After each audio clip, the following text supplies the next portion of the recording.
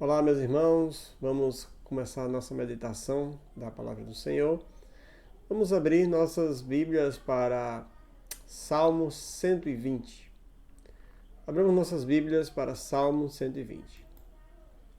Leamos Salmo 120.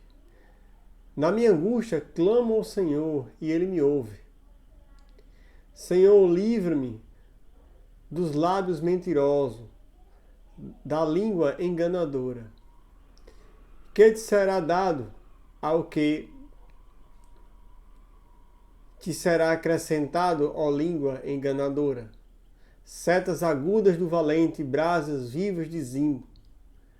Ai de mim, que sou peregrino em Meseque e habito nas tendas de Quedar. Já há tempo demais que habito com os que odeiam a paz. Sou pela paz. Quando, porém, eu falo, eles temam pela guerra. Os irmãos, vamos fazer uma oração para nós podermos meditar nesse salmo. Querido Deus, somos gratos a Ti, Senhor, pelo momento que podemos estar, Senhor Deus, aqui meditando sobre a Tua Palavra. Queremos, Senhor Deus, pedir a direção do Teu Espírito para que Ele possa estar, Senhor Deus, esclarecendo nossa mente, nos aquietando, Senhor Deus, para refletir sobre Ti. Em Cristo Jesus, nosso Senhor. Amém. Meus irmãos, o Salmo 120, ele, como acredito que os irmãos viram aí, né? Vou até projetar novamente aqui. Tem assim, contra as más línguas, cântico de romagem, né? Esse é o primeiro de alguns salmos, né, que são denominados como salmos de romagem.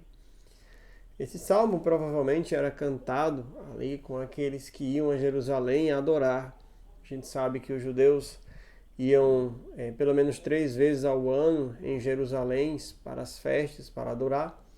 E há alguns salmos que foram escritos, né, com esses objetivos, né? Alguns por Davi, outros por Salomão e outros por alguns autores desconhecidos, que são salmos de romagem, né? A gente que conhece aí a gente aqui do Nordeste sabe das romarias, né? A romaria nada mais é do que os peregrinos que estão indo adorar, né? E aí era o caso lá de Israel.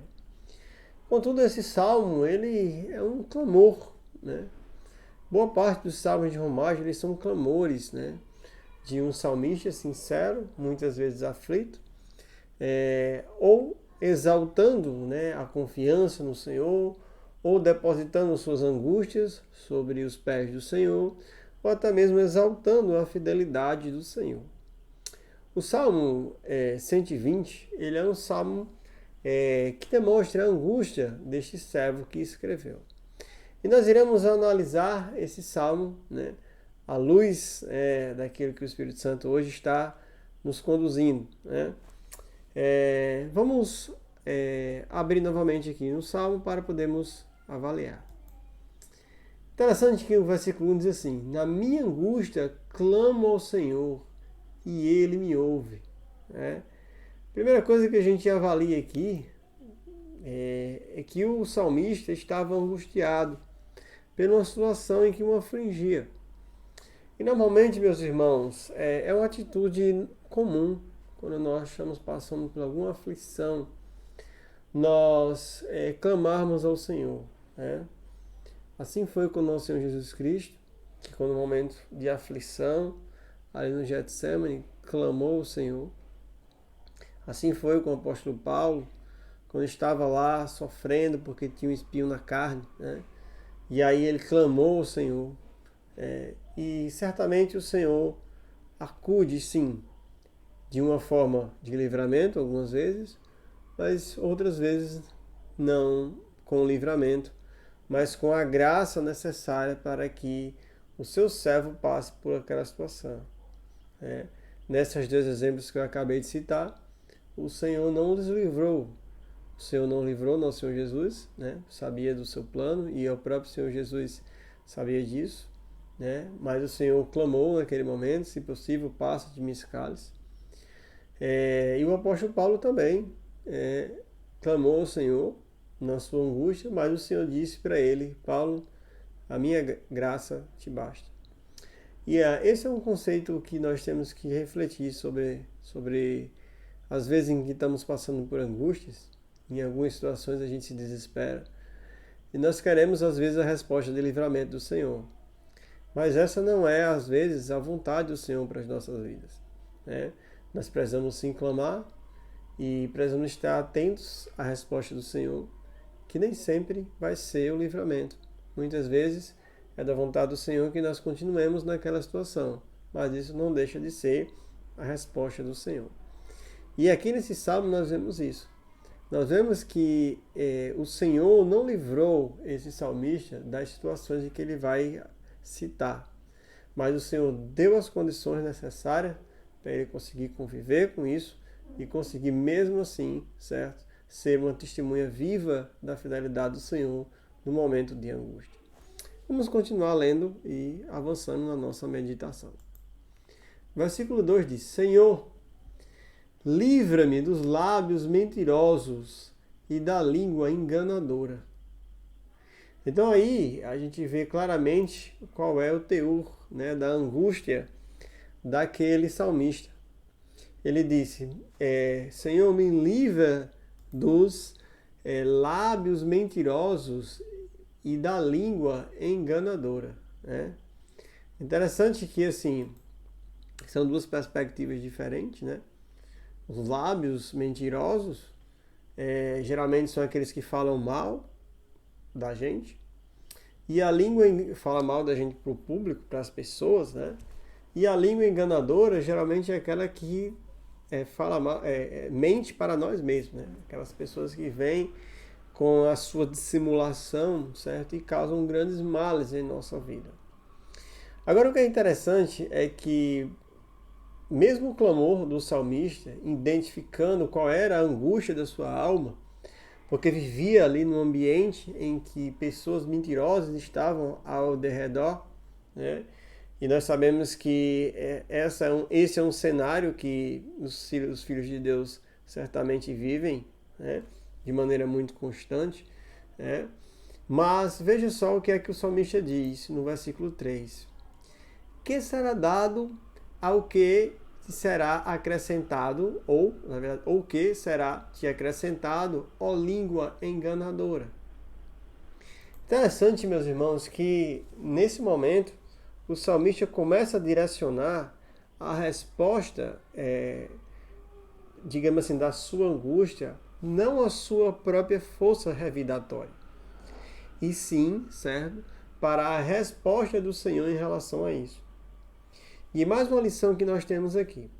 Muitas vezes quando a gente está deparado com um mentiroso, ou deparado com uma língua enganadora, muitas vezes a gente quer a justiça com nossas próprias mãos, né?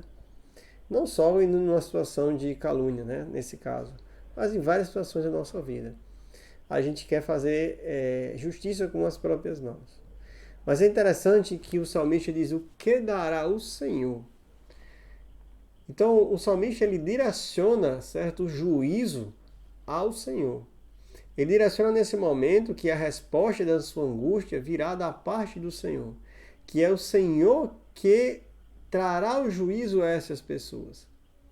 E veja só o que ele diz: setas agudas do valente e brasas vivas de Zimbo.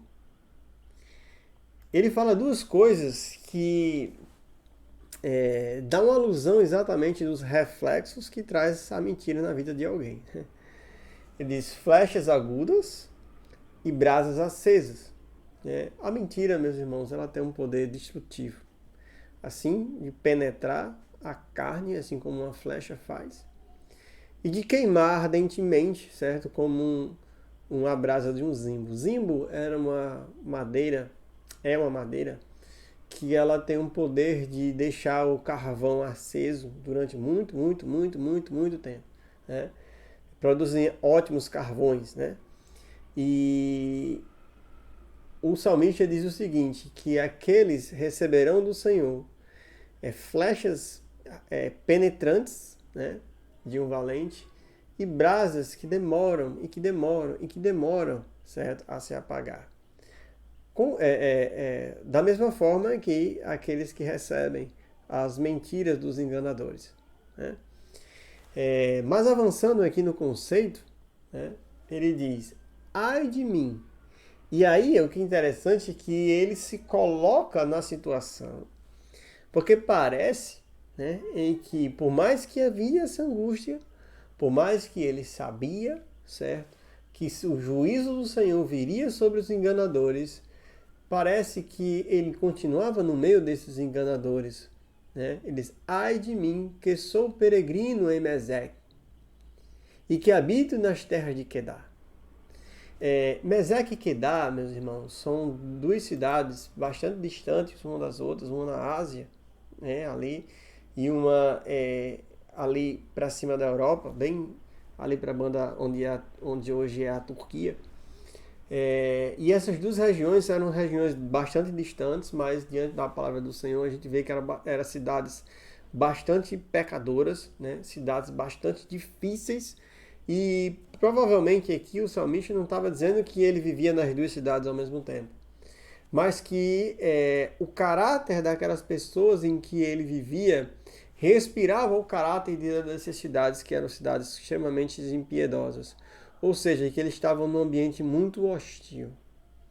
E não é diferente, meus irmãos, a nossa realidade hoje. Nós vivemos um ambiente muito hostil. Né? Se você é crente no Senhor Jesus, se você professa verdadeiramente o nome de Cristo, certamente o mundo é um lugar hostil para você. E você certamente deve se considerar peregrino nesse mundo, de passagem. Não se considerar confortável nesse mundo. E aí, o que é interessante aqui é que o salmista, angustiado, sabe que o Senhor dará a resposta, mas ao mesmo tempo ele entende que faz parte desse ambiente como peregrino. E meus irmãos, o entendimento disso deve nortear a forma em que nós passaremos por essa peregrinação. Passaremos esperando a resposta do Senhor, certo? Mas saberemos que é possível que o Senhor não nos livre da situação, das línguas enganadoras e dos ambientes hostis. E ele avança mais, ele diz, já há tempo demais que habito com os que odeiam a paz. Sou pela paz, quando porém eu falo, eles temam pela guerra. E aí é interessante que o salmista aqui diz o seguinte, há muito tempo estou aqui, né, e continuo fazendo bem. Continuo sendo uma fiel testemunha daquilo que eu sou, certo? Um peregrino fiel ao Senhor. Mesmo eu, assim, quando quero falar a paz, e mesmo estando em mim o desejo da paz, eu recebo a guerra. Mas mesmo assim, eu continuo falando de paz, falando a verdade, certo? Mesmo nesse ambiente hostil. Meus irmãos, quão atual é esse salmo, né? Nós vivemos num ambiente que, quanto mais nós falamos a verdade, mais nós somos atacados, mais nós somos afligidos, certo? Mas nós precisamos continuar assim, sabendo que a resposta do Senhor muitas vezes não será o livramento, e sim será nos manter nesse ambiente para que nós possamos transformar de repente esse ambiente, ou que nós sejamos transformados por uma atitude humilde de dependência do Senhor. Agora vamos fazer uma reflexão. Vamos fazer uma reflexão muito forte em relação ao que esse salmo tem falado sobre quão mal é as más línguas. Vamos fazer, meus irmãos, a seguinte pergunta a nós mesmos. Será que nós não estamos no lado oposto desse salmo? É a primeira reflexão que nós temos que fazer. Será que nós não somos exatamente as pessoas que têm as más línguas? As pessoas que criticam? As pessoas que difamam as outras pessoas, que inventam histórias, que fofocam? Isso, meus irmãos, o juízo do Senhor já é certo. Sofrerá aqueles que assim pensam, que aqueles que assim fazem, flechas agudas como no valente, e queimarão como brasas, né, do zimbro. Meus irmãos, quantas vezes igrejas já se destruíram por causa de fofocas? Por causa de ambientes em que não foi preservado a verdade, em que aqueles que estavam ali não estavam, por mais que difícil fosse, zelando pela verdade, zelando pela paz. Estavam buscando, muito pelo contrário, a guerra. Estavam buscando as brigas em vez da paz. A Bíblia fala do que depender de você, tenha paz com todos os homens. Então a primeira reflexão que nós temos que fazer é se nós não estamos no outro lado. E a segunda reflexão que nós vamos fazer é que nós não estamos do outro lado. Suponhamos que realmente nós estejamos num ambiente hostil, e certamente, irmão, nós estamos nesse mundo. Estamos num mundo em que certamente tudo que nós falamos nós somos hostilizados. Em que a nossa luta pela verdade também é o nosso sofrimento. E que diante da nossa angústia nós clamemos ao Senhor. Mas venhamos saber que enquanto vivemos nesse mundo, sofreremos aflições. Mas tem bom ânimo, porque eu venci o mundo. Assim foi as palavras do nosso Senhor Jesus Cristo. Nosso Senhor Jesus Cristo foi aquele que sempre defendeu a verdade, que sempre lutou pela verdade, que sempre falou as palavras certas e buscou a paz. Mas ele sempre recebeu hostilidade e foi crucificado por falar a verdade, né? E, meus irmãos, não será diferente conosco, tendo em vista que nós devemos trilhar as pisadas que o nosso Senhor Jesus Cristo trilhou. Então, meus irmãos, que possamos refletir sobre esse salmo e que na nossa vida seja um instrumento de verdade, certo? E que nós possamos estar preparados para sofrer pelo Senhor, se assim for preciso. Oremos. Querido Deus, graças damos a Ti, Senhor, pela a Tua palavra, Senhor Deus, e pela direção que esse salmo nos dá. Que como peregrinos, Senhor Deus, na qual esse salmo foi escrito, e que nós também somos peregrinos nessa terra, possamos, Senhor Deus, saber que viveremos, amado Pai, em um mundo hostil. Mas, amado Pai, que a Tua graça nos susterá, Senhor Deus. A Tua graça nos sustentará. Obrigado, Senhor Deus, por esse momento de reflexão e cuida das nossas vidas em Cristo Jesus, nosso Senhor. Amém.